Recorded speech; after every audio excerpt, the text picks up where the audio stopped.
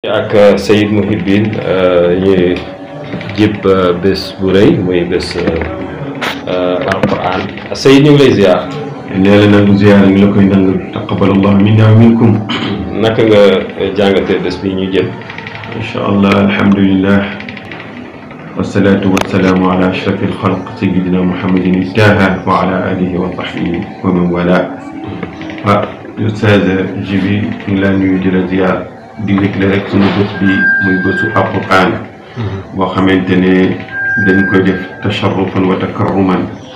ngir xale yi nga xamante ni dañoo mokkal téere yàlla bi ñu sargal leen ñaanal leen yàlla sargal leen ci kanamu seen i mbokk ak seen i wëllëg ñu ko daan defee ci daara maam Thierno Saïdou Sow nag muy daara joo xamante ni borom moo ko sancoon ci at yu jëkk ya jiitu na ay 1900 macha allah ñu jóge fii góor gi Hadj Souleymane Sow di ko doxal ba mu tàbbi suñu loxo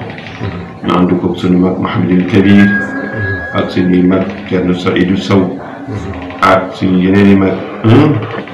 tabaarakallah imam Mouhamed Sow si Thiès ñoom ñëpp ci seen liggéey ak seen i kilifteef ñu ngi leen di liggéeyal bés boobu ñu ñëw teew ci sargal xale yi nga xam ne ñoo war a tari alquran ren nag ñu am ci ñetti ñoo xam ne ñoo war a tari kenn ki tudd Serigne Fallou Fall kenn ki tudd Moustapha Sey kenn ki Mouhamed Sarr ñu ne comme noonu la nag te ñaar ñëpp dañoo nekk njabootu Maam Borom Touba li gën a jekk ca yell mooy bés bi bañ koo génn moo tax ñu tudde ko suñu sang ba soppe ba Mouhamed Cheikh Mouhamadul Fadal Mbacké radiyallahu taala anhu ibnu Cheikh al Khadim radiyallahu taala anhuma bu ko defee nag ñu ciy woo ñëpp waaye nag ñu ngi ko daale ci teewaay nag teg ko parce que sol bëri na ay bunt yi ñu fa mën a jaar ay bunt bi ñu jaar nag mooy soxna may Kabir nga xam ne moom ibnu Sëriñ Fallu la di njabootam di nit ku bëgg alquran ku bëgg dajale ki nekk ci loo xam ne doona bàyyam jooju la barakallah yàlla boole ñu ni bés boobu daal moo koy teewel boppam fekkee ko sàggananteeg moom ci bëccëg alquran Sëñ Fallu nag ku ko jox alquran wala nga tuddi ko bëccëg alquran delloowaat la rek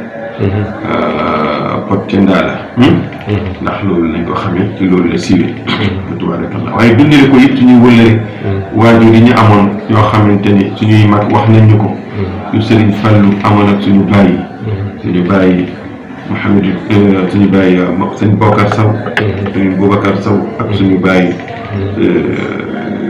góor gi Mbay Ba ak suñuy bàyyi yu baax yëpp Alaaji Ousmane Sow yi ñu amoon ñëpp dañu seqante woon ak moom ay buumu kóllëre tabarakallah bu ñoo ñu bëgg a dundal rek di ci woo ñëpp di ci woo famille bi kañ lay doon le 7 octobre insha allahu taala fii ci terrain Daaru Salaam ci 3 heures ñu ñaan ñëpp daje ci famille bi ci jaboot bi di ko yëgal Hadj Alay Ami Sow madame le maire di ko yëgal suñu mag sëñ Moustapha Sow suñu mag moom it tabarakallah Abdul Aziz Mouhamadul Mansour ak ñi ci aju ñëpp ak ñi ci famille bi yëpp ñu leen ko yëgal dëkkandoo yi wëllëre yi soppe yi xarit yi am di jàmm yi ñëpp ñu leen ko yëgal tabarakallah ci njiital Mouhamadul Kabir yàlla teg ci kanam famille bi incha allah waaye surtout ak sunu mag boobu Thierno Saïdou Sow الألواح من كل شيء موعظة وتفصيلا لكل شيء فخذها بقوة وأمر قومك يأخذوا بأحسنها سأريكم دار الفاسقين